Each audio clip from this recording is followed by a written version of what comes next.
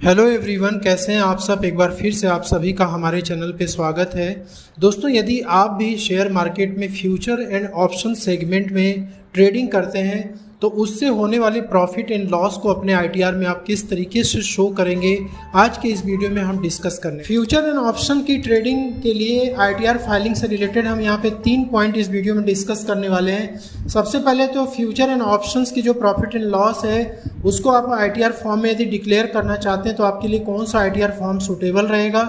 इसके बाद आप उस आईटीआर फॉर्म में अपने फ्यूचर एंड ऑप्शन की प्रॉफिट एंड लॉस किस तरीके से आपको शो करना है, इसके बाद एक्सपेंसेस किस तरीके से क्लेम करना है। ये 3 पॉइंट हम आज की इस वीडियो में कवर करने वाले हैं। यदि आप जीरोधा में ट्रेडिंग करते हैं, फ्यूचर एंड ऑप्शंस आप करते हैं जीरोधा में, तो आपको रिपोर्ट डाउनलोड करने के लिए आप यहाँ पे क्लिक करेंगे कॉर्नर पे और यहाँ पे कंसोल में चले जाएंगे। कंसोल में जब आप ओपन करेंगे तो यहाँ पे देखिए रिपोर्ट का आपको ऑप्शन मिलेगा और यहाँ पे आपको टैक्स P&L पे आपको क्लिक करना है।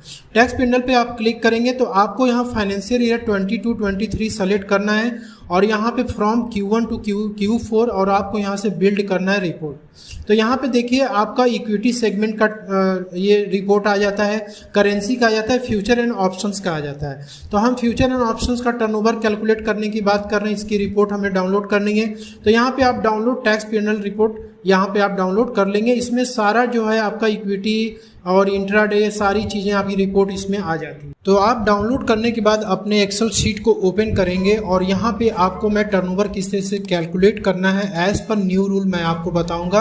वैसे आप यहाँ पे राइट हैंड साइड में जब आप देखेंगे तो यहाँ पे आपको शो करेगा ग्रॉस P&L, नेट P&L और टर्नओवर यहाँ पे शो करेगा, ठीक है। और बाकी जो चार्जेस आपके हैं यहाँ पे आपको दिखेंगे। वैसे मैं आपको बता देता हूँ किस तरीके से टर्नओवर आपको कैलकुलेट करना है। तो यहाँ पे देख लीजिए, यहाँ पे देखिए स्क्रिप्ट नेम आपको दिखा रहेगा कि मतलब फ्यूचर एंड ऑप्शंस आप किसमें ट्रेड करते हैं, तो यहाँ पे आपको लिखा रहेगा। इसके बाद यहाँ पे देखिए आपका टोटल P&L कैलकुलेट किया गया है जो कि बाई अमाउंट और सेल अमाउंट से माइनस करके कैलकुलेट किया जाता है, ठीक है। अब यहाँ पे आपको टर्नओवर कैलकुलेट करना है, तो किस तरीके से आप करेंगे, तो आपको सिंपली क्या करना है, यहाँ पे प्लस करना है और ABS यहाँ पे आपको लिखना है। ABS लिखने के बाद टैब प्रेस करना है और यहाँ पे आपको टोटल P&L पे आपको क्लिक करना है। फिर इसके बाद कंट्रोल शिफ्ट और आपको डाउन एरो प्रेस करना है और इसके बाद आपको इंटर प्रेस कर देना है, ठीक है। यहाँ पे आने के बाद आपको यहाँ पे डबल क्लिक कर देना है तो आपका ये टोटल टर्नओवर कैलकुलेट होकर के आ जाएगा, ठीक है। अब यहाँ पे हम सीधे नीचे चले जाते हैं और नीचे आने के बाद यहाँ पे हमें क्या करना है, इसे ऐड कर लेना है। तो ऐड करने के लिए हम यहाँ पे ऑटो सम पे प्रेस करेंगे और हमारा ये टर्नओवर देखिए कैलकुलेट होकर के आ गया, ठीक है। तो आईटीआर फाइल करने के लिए फ्यूचर एंड ऑप्शन के केस में आपको सबसे पहले तो लॉगिन होना है। इसके बाद ई फाइल वाले सेक्शन में जाना है, income tax return file income tax return पे आपको क्लिक करना है और यहाँ से आपको असेसमेंट ईयर 23-24 सेलेक्ट करना है, ऑनलाइन मोड, और यहाँ पे जा करके आप स्टार्ट न्यू फाइलिंग पे आप क्लिक करेंगे। यहाँ से आप यदि इंडिविजुअल हैं तो इंडिविजुअल सेलेक्ट करेंगे, HUF हैं तो HUF सेलेक्ट करेंगे, और यदि कोई कंपनी है या कोई फर्म है या फिर कुछ और है तो आप अदर्स पे क्लिक करेंगे। यहाँ पे कैटेगरी आ जाएगी, आपको कैटेगरी सेलेक्ट करनी है, ठीक है। तो लेट्स से दैट कि हम इंडिविजुअल हैं, यहाँ पे कंटिन्यू बटन पे क्लिक करेंगे, यहाँ पे फॉर्म सेलेक्ट करेंगे, ITR 3 proceed with ITR 3, let's get started. तो यहाँ पे जनरली पार्ट ए में आपको जो इन्फॉर्मेशन देनी होती है वो आप भी जानते हैं किस तरीके से इसमें अपडेट करना होता है। तो ऊपर की जो इन्फॉर्मेशन आप अपना चेक कर लीजिएगा, कॉन्टैक्ट वगैरह देख लीजिएगा। फाइलिंग सेक्शंस में आ जाते हैं, यहाँ पे हम सेक्शन लेट सपोज सेक्शन 139(1) में हम फाइल कर रहे हैं और यहाँ पे आपको न्यू टैक्स रेजिम में नहीं रहना, नो पे करिएगा, नॉट ऑप्टिंग, और यहाँ पे रेजिडेंट सेलेक्ट करना है आपको, you are in India for 182 days और मोर। बाकी ये सब पे आपको नो करना है क्योंकि ये सब रिलेवेंट नहीं है। यदि आपके ऊपर हैं तो आप इसे यस कर सकते हैं, अदरवाइज आप नो करेंगे और यहाँ से आप सेव कर देंगे। इसके बाद ऑडिट इन्फॉर्मेशन पे आप चले आएंगे। यहाँ पे ऑडिट इन्फॉर्मेशन में आने के बाद आप यहाँ पे are you liable to maintain books as per section 44AA। तो जैसे हमने अभी डिस्कस किया था कि 44AA में यदि आपके ऊपर बुक्स ऑफ अकाउंट मेंटेन है तो आप यस करेंगे, अदरवाइज इसको आप नो करेंगे। और यदि आप नो अकाउंट केस में यदि फाइल करना चाहते हैं, मतलब 44AD को ऑप्ट करना चाहते हैं जहाँ पे बुक्स ऑफ अकाउंट मेंटेन नहीं होता है, तो उस केस में यस करेंगे, अदरवाइज आप नो पे क्लिक करेंगे। इसके बाद क्या आप क्या आपका जो टोटल सेल्स और टर्नओवर है वो एक्सीड करता है। तो यहाँ पे यदि आपका टर्नओवर 1 करोड़ के ऊपर एक्सीड करता है, 10 करोड़ के ऊपर एक्सीड करता है तो यहाँ पे यस करेंगे, अदरवाइज इसको आप नो पे करेंगे। Are you liable to audit, तो ऑडिट केस अप्लीकेबल नहीं है हमारे केस में, आपके ऊपर अप्लीकेबल है तो आप यस करेंगे। ठीक है, इसके बाद इसको ऐड करेंगे। बैंक डिटेल्स में आपको यहाँ पे चेक करना, प्री वैलिडेशन चेक करना, कंफर्म पे आपको क्लिक करना है। इसके बाद नेचर ऑफ बिजनेस में आपको क्लिक करना है और यहाँ पे जो भी आपका बिजनेस है, जनरली फ्यूचर एंड ऑप्शंस की जो ट्रेडिंग होती है या फिर शेयर मार्केट में जो ट्रेडिंग आप करते हैं, तो अदर फाइनेंशियल इंटरमीडिएट सर्विसेज में आपको ये कोड सेलेक्ट करना है, या फिर other product and other retail trade भी सेलेक्ट कर सकते हैं आप। और यहाँ पे ट्रेड नेम में आपका जो भी नाम हो, यदि आप का जो है इंडिविजुअली आप काम करते हैं तो अपना नाम लिखेंगे, यदि आपकी कोई फर्म वगैरह है तो फर्म का नाम इंटर करेंगे, और यहाँ पे डिस्क्रिप्शन में ऑप्शन ट्रेडिंग, शेयर ट्रेडिंग जो आपको इंटर करना कर सकते हैं। तो आपको करने के लिए ऐड अनदर पे क्लिक करना होगा, तो ऐड अनदर पे क्लिक करेंगे, उसके बाद यहाँ से आप सेलेक्ट कर सकते हैं। ठीक है, तो ये वाला आपका हो जाएगा। इसके बाद आपको यहाँ पे कंफर्म बटन पे आपको क्लिक करना है। इसके बाद नेक्स्ट शेड्यूल है आपका बैलेंस शीट का। तो यदि आप बुक्स ऑफ अकाउंट मेंटेन करते हैं तो आपको बैलेंस शीट में फिगर इंटर करनी होती है। सिमिलरली यदि आपने ऑडिट कराया है तो भी आपका बैलेंस शीट वगैरह आपके सीए ने ऑडिट किया होगा, तो वो सारी फिगर्स आपको यहाँ पे इंटर करनी होती है। सोर्सेस ऑफ फंड्स में आपको ये सारी डिटेल्स जो है यहाँ पे भरनी होती हैं। ठीक है, आप ऐड पे क्लिक कर देंगे। फिर एप्लीकेशन ऑफ फंड में आपके क्या क्या एसेट्स हैं और क्या आपके करंट एसेट्स, फिक्स एसेट्स की डिटेल्स आपको यहाँ पे इंटर करनी होती है, तो आपको यहाँ से ऐड कर लेना है। नो अकाउंट केस के लिए यदि बुक्स ऑफ अकाउंट आप मेंटेन नहीं करते हैं तो उस केस में फ्यूचर एंड ऑप्शंस में तो ये सब तो चीज़ें नहीं भरी जाती हैं, सिर्फ और सिर्फ कैश बैलेंस वगैरह भर सकते हैं आप। ठीक है, और बाकी स्टॉक इन ट्रेड है तो उसे भी आप भर सकते हैं, कितने का आपका अभी भी पेंडिंग पड़ा हुआ है वो सब फिलअप कर सकते हैं। हालांकि नो अकाउंट केस में ये सब रिक्वायर्ड नहीं होता है। मैन्युफैक्चरिंग अकाउंट शेड्यूल्स को आपको टच नहीं करना है क्योंकि ये एप्लीकेबल नहीं है हमारे ऊपर। हमें ट्रेडिंग अकाउंट को ओपन करना है और यहाँ पे अपने फ्यूचर एंड ऑप्शंस का जो भी सेल्स वगैरह है वो आपको रिपोर्ट करना है। तो फ्यूचर एंड ऑप्शंस का जो टर्नओवर है वो आईटीआर में रिपोर्ट नहीं होता है, सिर्फ और सिर्फ टर्नओवर के आधार पे हम ये पता लगाते हैं कि हमें ऑडिट कराना है कि नहीं और हमें बुक्स ऑफ अकाउंट मेंटेन करना है कि नहीं करना है।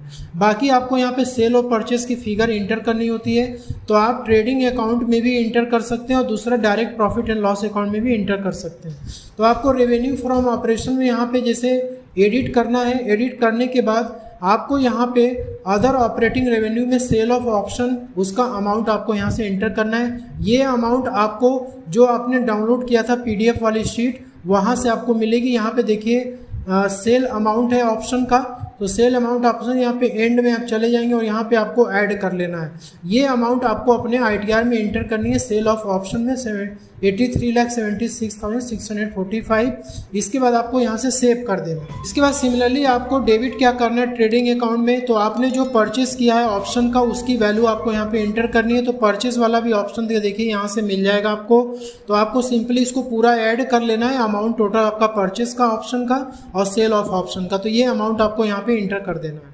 ठीक है, 83,71,400। और यहाँ पे देखिए ग्रॉस प्रॉफिट आ गया आपका फ्यूचर एंड ऑप्शन से, और आप इसको यदि देखेंगे तो आपके इस ब्रोकर ने भी कैलकुलेट करके दिया होगा। ठीक है, आप यहाँ पे देख सकते हैं कि यहाँ ग्रॉस P&L 5,147 आ रहा है और यहाँ पे भी 5,148 आ रहा है। ठीक है, इसके बाद कंफर्म पे क्लिक कर दें। इसके बाद प्रॉफिट एंड लॉस अकाउंट, तो प्रॉफिट एंड लॉस अकाउंट में भी आप चाहें तो डायरेक्ट यहाँ पे इंटर कर सकते हैं। यदि आपको प्रॉफिट हुआ है तो आप credit to profit and loss account में 5,148 है प्रॉफिट, तो आप डायरेक्ट यहाँ से भी प्रॉफिट को इंटर कर सकते हैं। यहाँ पे आपको एनी अदर इनकम में लिखना होगा profit on sale of option 5,148, आप यहाँ से भी इंटर कर सकते हैं। यदि आपको ऑप्शन में लॉस हुआ है तो लॉस के लिए आपको नीचे की तरफ आना होगा जो debit to profit and loss account. ठीक है, तो यहाँ debit to profit and loss account में आपको आना है और यहाँ पे आप एडिट पे क्लिक करेंगे और यहाँ पे आप नीचे की तरफ चले जाएंगे और यहाँ कंटिन्यू बटन पे आपको क्लिक करेंगे। तो आपको यहाँ पे अदर एक्सपेंसेस में जाना है और यहाँ पे जाने के बाद यदि आपको लॉस हो रखा है ऑप्शन में तो loss on sale of option, direct आप लॉस भी लिख सकते हैं। ठीक है। अब यहाँ पे बात आती है एक्सपेंसेस की। तो फ्यूचर एंड ऑप्शंस में जो भी आपके एक्सपेंसेस हुए आप यहाँ से क्लेम कर सकते हैं। तो जब आप अपना ये स्टेटमेंट ओपन करेंगे तो यहाँ पे देख सकते हैं कि यहाँ पे ढेर सारे एक्सपेंसेस की लिस्ट है।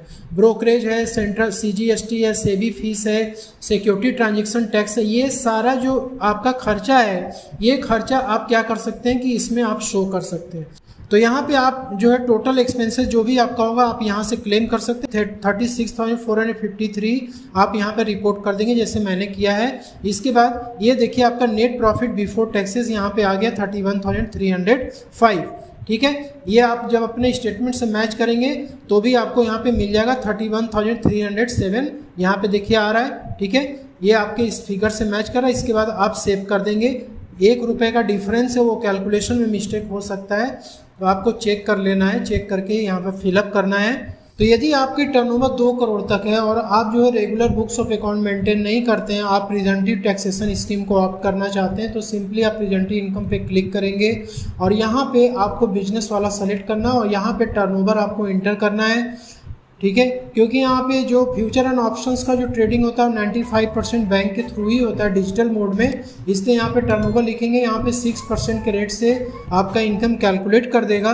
इन केस आप 6% के नीचे डिक्लेयर करना चाहते हैं तो उस केस में आपको ऑडिट करानी पड़ेगी 44 AB में। ठीक है, इसके बाद ऐड बटन पर आपको क्लिक करना है। इसके बाद आपने कोई भी अकाउंट वगैरह मेंटेन नहीं किया तो उस केस में आप जैसे मान लीजिए यहाँ पे जा करके अपना प्रॉफिट या एक्सपेंसेस डिक्लेयर नहीं करना चाहते हैं, आप नो अकाउंट केस में जाएंगे। यहाँ पे ऐड डिटेल्स पे क्लिक करेंगे और यहाँ बिजनेस पे आपको क्लिक करना है और यहाँ पे आपको ग्रॉस रिसीट्स इंटर करना है। इसके बाद आपको यहाँ पे ग्रॉस प्रॉफिट कैलकुलेट करना होगा, कितना ग्रॉस प्रॉफिट आ रहा है। मतलब जैसे हमने अभी देखा था ना इस स्टेटमेंट में कि ग्रॉस प्रॉफिट आपका इतना आ रहा था, gross profit and loss account 5,148, वो अमाउंट आपको यहाँ पे इंटर कर देना है। जो एक्सपेंसेस का अमाउंट था वो एक्सपेंसेस आप 36,000 यहाँ पे इंटर कर देंगे और बाकी नेट प्रॉफिट ऑलरेडी आपका कैलकुलेट करके दे देगा और यहाँ पे ऐड डिटेल्स पे आपको क्लिक करना है। ठीक है, तो इस तरीके से आप अपना फ्यूचर एंड ऑप्शंस का जो भी डाटा है आप अपने ITR में फीडअप कर सकते हैं।